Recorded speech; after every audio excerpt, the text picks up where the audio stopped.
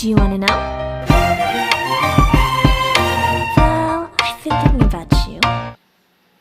Ayan, good morning guys. Ayan, for today's recipe po, ang aking i-vlog ay magluluto po ako ng ginataang kalabasa. Ayan, kakapitas lang ito nilakay ko sa bukid. Tapos yun, nakakuha na rin siya ng malunggay. Yan lang sa gilid-gilid. Tapos ito, nagayat ko na rin yung dala rin niya itong sitaw. Dapat kagabi ito ko tululutin kaso nagluto na pala siya ng may sabaw. Yung huli ng isda. Tapos ito, nagkabog na rin siya ng nyog doon sa bukid kasi maraming nyog doon guys at slippery. Ayan, minarinate ko na rin yung aking isasahog. Ayan na baboy. At syempre, maglalagay pa rin ako ng ito yung dry na tinapa guys. Mas masarap ito, mas malasa rin ito. Ayan. Kasi naisipan kong lagyan ito kasi mas masarap siya. Pwede naman siya i-combine. Ayan. Ayan guys, ang aking gugulayin na galing po sa farm. Ayan. Gagayatin ko muna yung itong malunggay po. Ayan, napaka-healthy po nito. Itong moringa leaves guys. Ayan, wait po.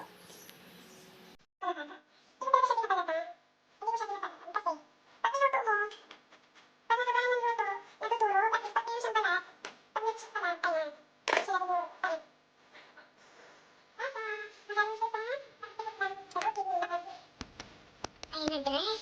Isisahan na natin ang luto. Ayan, diba?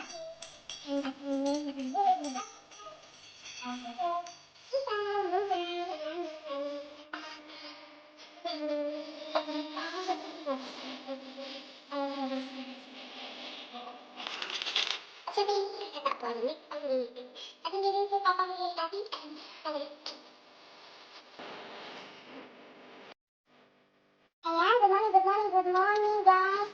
Igigisa ko muna ang ating pangsahog. Ayan, lagyan muna natin ang konti ng konti na ayan. Bake na naman. Ilalagay na po natin ang ating bawang.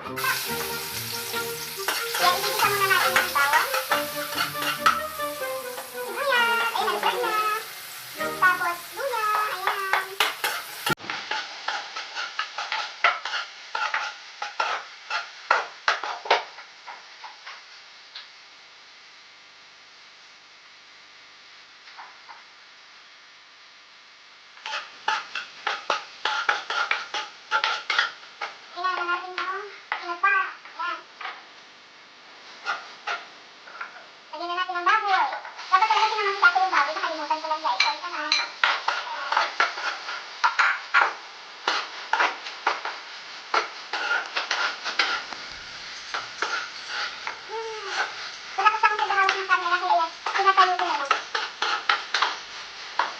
Ayan po, pinagsama-sama ko na po silang lahat para masaya.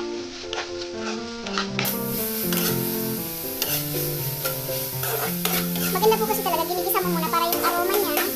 Ayan.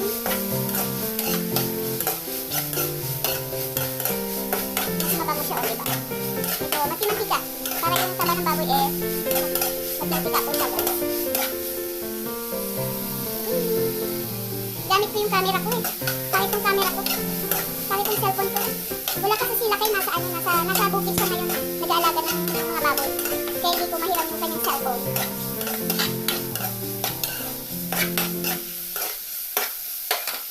Babalik daw siya pagkakain na lang. Ayan. Ito yung pangalawang kaka ng gata guys. Kaya ilalagay ko. Ayan.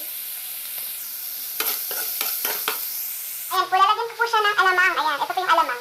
Masarap po kasi pag nagagata ka. Kung wala po kayong allergy, ay pumuputok.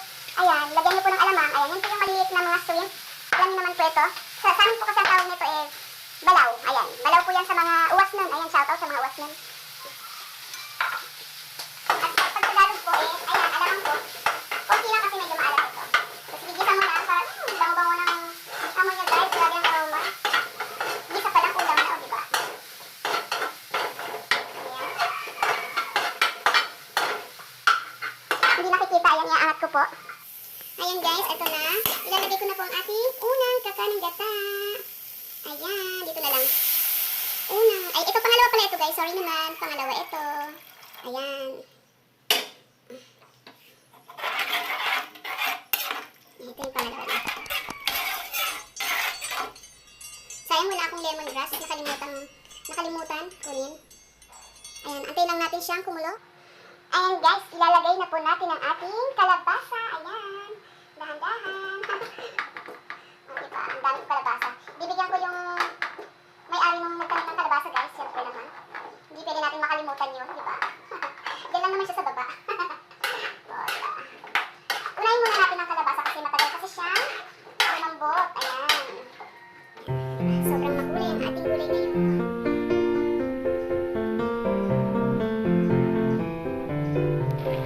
Ayan guys, kumukulo na siya. Kumukulo na ang ating kalabasa.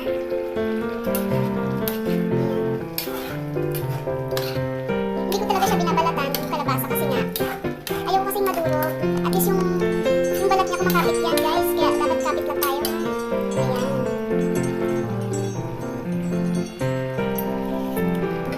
Nalagay na po natin ang ating sitaw. Ayan, may nalagay shout out kay Glenn kasi yung mahilig magtanim ng sitaw. Tsaka ng kalabasa.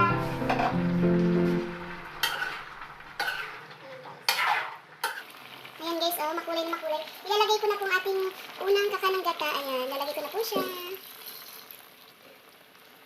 Ayan, para mas malasa na siya. Diba?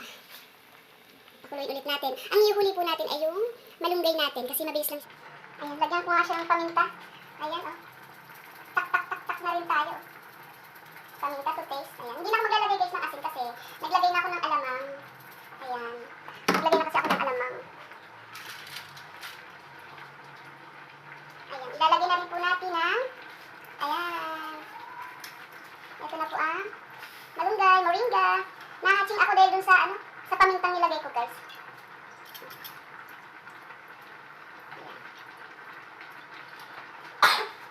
Ayan ang ating malunggay.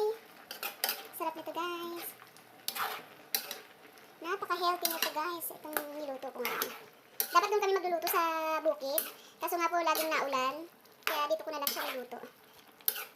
Naulan kasi ngayon eh. Kaya hindi na ako napunta doon. Kaya dito ko na lang siya lulutuin. Ayan. Ayan.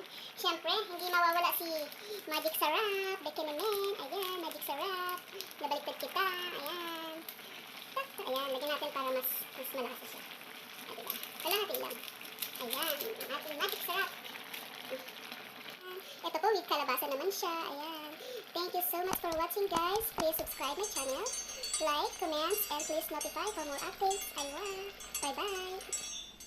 Ayan, dan may sari-saring gulay with kalabasa, sitaw at gata.